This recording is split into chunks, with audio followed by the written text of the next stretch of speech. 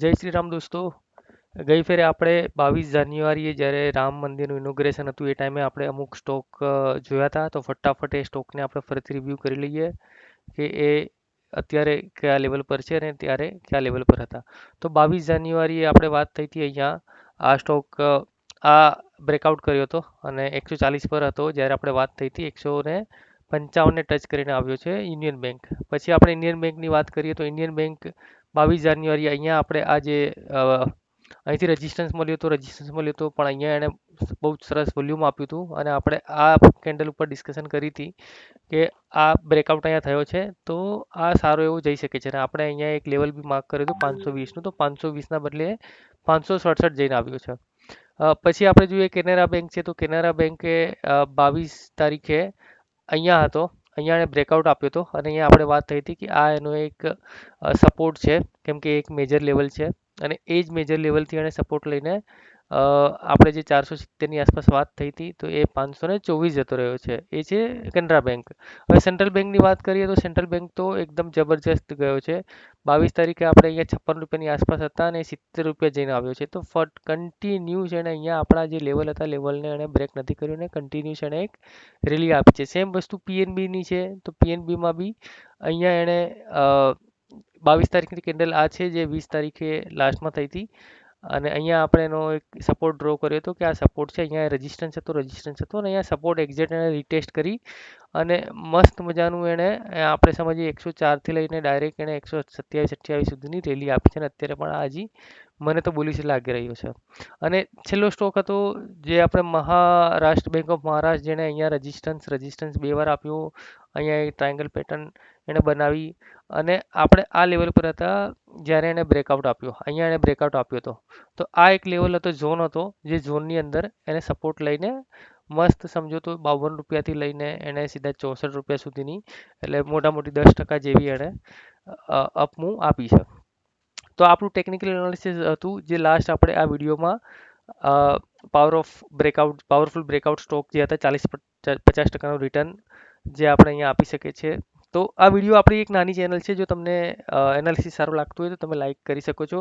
આજે આપણે આગળ જોઈશું બીજા 5-6 સ્ટોક જે આઈડેન્ટિફાય થયા છે કે જે બહુ સરસ રીતે જઈ શકે છે. તો આપણે આગળ સ્ટોકમાં જતા પહેલાં એક ડિસ્ક્લેમર આપી દઉં કે આ જે બી હું અહીંયા આપું છું એ કોઈ સલાહ નથી ટ્રેડિંગ માટેની કે રોકાણ માટેની, કે આ જસ્ટ મારો પર્સનલ વ્યૂ છે, ટેકનિકલ વ્યૂ છે જે હું તમારી સાથે શેર કરી રહ્યો છું. હું સેબી રજિસ્ટર નથી, તો કોઈ પણ ઇન્વેસ્ટમેન્ટ કરતાં પહેલાં તમારા ફાઇનાન્શિયલ એડવાઇઝરની સલાહ લો.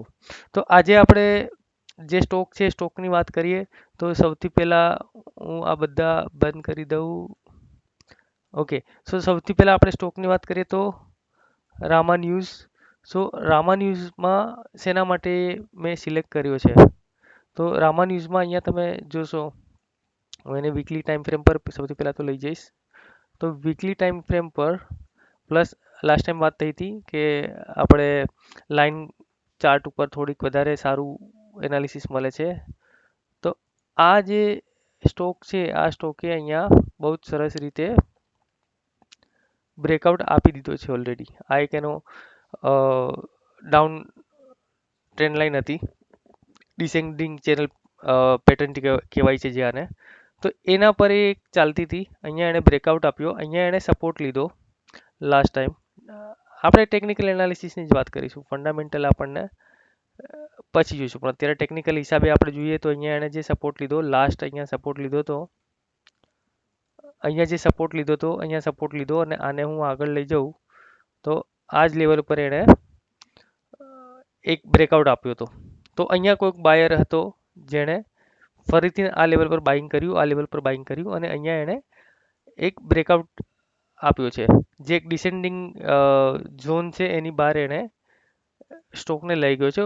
પ્લસ અહીંયા હું હવે આ બીજી લાઈન ડ્રો કરું છું તો આખો એક ઝોન બની જાય છે. આ ઝોનની અંદર એણે મસ્ત રીતે બ્રેકઆઉટ આપ્યું છે. તમે અહીંયા નીચે જુઓ તો નીચે વોલ્યુમ આ બધું જે છે આ બધું વોલ્યુમ એકદમ મસ્ત વોલ્યુમ અહીંયા બતાડે છે. તો અહીંયા એણે વોલ્યુમ આપ્યું હતું તો એ વોલ્યુમમાંથી રિજેક્ટ થયો કેમ કે એને અહીંયા એક રેઝિસ્ટન્સ હતો. અહીંયા ફરીથી એણે ટ્રાય કરી હાયર હાયર લો તો અહીંયા એણે બ્રેકઆઉટ સરસ આપી દીધો છે, વિથ વોલ્યુમ આપ્યો છે. તો આ સ્ટોક પણ આગળ સારું એવું આપણે જઈ શકે છે ઉપર. આગળ હું બીજો સ્ટોક લઈશ તો બીજો સ્ટોક છે ધ્રુવ ધ્રુવ કન્સલ્ટન્સીને જોઈશું તો જસ્ટ હમણાં જે આઈપીઓ આવેલો છે તો આને સિલેક્શન કરવાના મુખ્ય કારણ તો બે જ છે. એક તો કે આપણું જે ટેકનિકલ એનાલિસિસ કહે છે એ ટેકનિકલ એનાલિસિસના ક્રાઇટેરિયામાં મસ્ત ફિટ બેસે છે, કેમ કે અહીંયા બ્રેકઆઉટ આપ્યું છે આઈપીઓના લેવલને, પ્લસ ઓલ ટાઈમ હાઈ ગયો છે સેકન્ડ. થર્ડ, અહીંયા જે છે આ એણે મસ્ત એક કેન્ડલ આપી છે ફૂલ વોલ્યુમ માટે, વોલ્યુમ સાથે. તો અહીંયા એણે એક રાઉન્ડિંગ બોટમ પેટર્ન બનાવી હતી અને એનો બ્રેકઆઉટ મસ્ત આપ્યો છે આની સાથે, વોલ્યુમની સાથે. તો આ સ્ટોક પણ એકદમ સરસ છે. સાથે આગળ આપણે જોઈશું ત્રીજો સ્ટોક છે જે આજનો SAIL. SAIL authority of India, એ પણ અહીંયા એક આ જ લેવલ પર લાસ્ટ ટાઈમ હાથમાં આવ્યો હતો, કેમ કે અહીંયા એણે મેં જે લેવલ ડ્રો કરેલા છે ડ્રો પણ એના પ્રમાણે કર્યા છે કે હાયર હાઈ હાયર લો, હાયર હાઈ હાયર લો, હાયર હાઈ હાયર લો, અને અહીંયા લેવલ આપણે માર્ક કરેલા હતા. તો અત્યારે ફરીથી એ સ્ટોકને હું લઉં છું એના માટે કે અહીંયા જોશો તમે તો આ લાસ્ટ જે એણે હાઈ બનાવ્યો હતો એના પર એકદમ વોલ્યુમ હતું, પછી એ અહીંયા એક સેકન્ડરી ટ્રેન્ડ તરીકે એકદમ એક સેકન્ડરી ટ્રેન્ડની અંદર જ છે અને આ એનો બ્રેકઆઉટ આજે થયો છે. તો આ બ્રેકઆઉટને આપણે ડ્રો લાઇન કરીએ તો સૌથી પહેલાં તો હું લાઇન ચાર્ટમાં જતો રહીશ, અહીંયા હું એક લાઇન દોરી લઈશ, ફરીથી કેન્ડલ સ્ટિક પેટર્નમાં આવી જઈશ અને અહીંયા આપણો એક આ ઝોન છે. તો એ ઝોનની સાથે બી અહીંયા શું છે કે બે ત્રણ વસ્તુ અહીંયા સાથે થાય છે કે અહીંયા એને વોલ્યુમ બતાડ્યું છે, અહીંયા હાયર હાઈ હાયર લો પેટર્નની સાથે સ્ટોક ઉપર જઈ રહ્યો છે. અહીંયા છેલ્લી ત્રણ બુલિશ કેન્ડલ છે, પ્લસ આ જે રેઝિસ્ટન્સ છે આ રેઝિસ્ટન્સને બ્રેક થશે અને રીટેસ્ટ થશે તો આ સ્ટોક બહુ જ સારો છે અને અહીંયા આ સ્ટોક થોડા દિવસ રહીને જો ઉપર જશે તો બહુ જ સારું જઈ શકે છે. ઓકે, આગળ આપણે વાત કરીએ સ્ટોકની તો બાયોકોન છે. બાયોકોન આપણને જો બાયોકોનનું લેવલ પણ અહીંયા મેં ડ્રો કર્યું છે વીકલી ચાર્ટ ઉપર. આ વીકલી ચાર્ટ છે મારો, તો વીકલી ચાર્ટમાં ઓલરેડી આ stock higher high higher low પેટર્નથી ઉપર ગયો હતો અને પછી લોઅર લો લોઅર હાઈ કરીને નીચે આવ્યો. તો ફરીથી સેમ એ જ લેવલ જે લાસ્ટમાં અહીંયા અને આગળ આપણે લઈશું તો આ અહીંયા રેઝિસ્ટન્સ હતો 1 ટાઈમ 2 ટાઈમ 3 ટાઈમ. અહીંયા ગેપઅપ સાથે એણે બ્રેકઆઉટ આપ્યો અને લેવલને તોડ્યું. એ લેવલને તોડ્યા પછી ફરીથી નીચે આવ્યો તો અહીંયા સેમ અહીંયા એને એક સપોર્ટ મસ્ત મળ્યો, અહીંયા ફરીથી સપોર્ટ મળ્યો, અહીંયા થર્ડ ટાઈમ સપોર્ટ મળ્યો. તો અહીંયા એને સપોર્ટ ખાસા એવા લીધેલા છે. સપોર્ટ આપણે ગણીએ તો આ 1 2 3 સપોર્ટ અહીંયા એણે લીધેલા છે. તો 3 સપોર્ટની સાથે એણે બ્રેકઆઉટ આપ્યો. આ બ્રેકઆઉટ તો નહીં પણ આ બ્રેકઆઉટ સ્ટોક નથી, પણ આ સપોર્ટ પાસેથી રિવર્સ ગયેલો સ્ટોક છે. તો આ સ્ટોકને આપણે અહીંયા આઈડેન્ટિફાઈ કરીએ, માર્ક કરવું હોય તો આપણે એને આ low high lower higher law and અહીંયા હાયર હાઈ હાયર લો અને અહીંયા એક હાયર હાઈ. તો એક સપોર્ટ પાસેથી આ સ્ટોક ઉપર આવી રહ્યો છે. તો આ સ્ટોકમાં સૌથી પહેલાં રેઝિસ્ટન્સ આપણને ડાયરેક્ટ અહીંયા 403માં એક મળે છે અને બીજો રેઝિસ્ટન્સ જે છે એ આપણને ઓલ ટાઈમ હાઈનો મળે છે. તો હું આને ડેઇલી ચાર્ટ પર લઈ જઈશ તો ડેઇલી ચાર્ટ પર મને બહુ જ સરસ રીતે અહીંયા જોવા મળશે કે અહીંયા કન્ટિન્યુઅસ વોલ્યુમ અહીંયા આપણને મળે છે અને વોલ્યુમની સાથે ઉપર બ્રેકઆઉટ આપ્યો છે એણે. તો બાયોકોન બી એક સારો સ્ટોક છે જે અત્યારે અપમૂવમાં કન્વર્ટ થયો છે. ડાઉનટ્રેન્ડમાંથી આ એક એની ડિસેન્ડિંગ ચેનલ પેટર્ન ચાલતી હતી અને બ્રેકઆઉટ આપ્યો, પ્લસ અહીંયા એણે થોડું એક્યુમ્યુલેશન કર્યું, એક્યુમ્યુલેશન ઝોનમાંથી બહાર આવીને અહીંયા વોલ્યુમ સાથે ઉપર જઈ રહ્યો છે. આજનો લાસ્ટ સ્ટોક આપણે લઈશું એનિલ એન્ટરટેનમેન્ટ. સો આ સ્ટોકે છેલ્લે અહીંયા જોશો તો આપણે એને પહેલાં વીકલી ચાર્ટમાં જતા રહીએ. સો વીકલી ચાર્ટમાં શું કહે છે? વીકલી ચાર્ટમાં અહીંયા આ સ્ટોક એક લેવલ પરથી બ્રેકઆઉટ આપી ઉપર ગયો, ફરીથી નીચે આવ્યો, ફરીથી જ્યાં બ્રેકઆઉટ હતો લાસ્ટ ટાઈમ મને આ ડિલીટ કરી દેવા દો અને અહીંયા હું તમને લાઇન ચાર્ટ દોરી દઉં.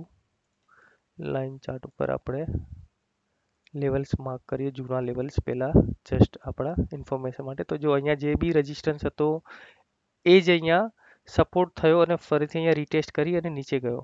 તો જેવો એ નીચે ગયો તો અહીંયા એનો લાસ્ટ જે લો છે આ એનો લાસ્ટ લો બની ગયો અને એ જ લાસ્ટ લો પરથી એ રિવર્સ થયો. હવે રિવર્સ થયો છે તો અહીંયા તમે જોશો તો આજે અહીંયા બ્રેકઆઉટ થયો તો અહીંયા વોલ્યુમ નહોતું, પણ અહીંયા એણે કન્ટિન્યુઅસ વોલ્યુમ કરી એક્યુમ્યુલેશન કર્યું અહીંયા કોઈ પ્લેયરે. અહીંયા હવે જોશો તો અહીંયા કન્ટિન્યુઅસ ફરતી એ જ વસ્તુ થઈ રહી છે. આ ઝોન પર જે એક્યુમ્યુલેશન ચાલતું હતું અહીંયા અને આપણે એક્સટેન્ડ કરીએ લાઇનને તો આ ઝોનની વચ્ચે જે એક્યુમ્યુલેશન હતું સેમ ફરતી અહીંયા એક્યુમ્યુલેશન થાય છે અને અહીંયા બ્રેકઆઉટ તરફ જઈ રહ્યું છે વીકલીના ચાર્ટ ઉપર. હવે ડેલીના ચાર્ટ ઉપર આપણે આવીએ તો ડેલીના ચાર્ટ ઉપર ક્લિયરલી આપણે અહીંયા જોઈએ છે અહીંથી એ સ્ટાર્ટ થયો હાયર હાઈ હાયર લો, હાયર હાઈ હાયર લો, હાયર હાઈ હાયર લો, હાયર હાઈ હાયર લો, હાયર હાઈ હાયર લો,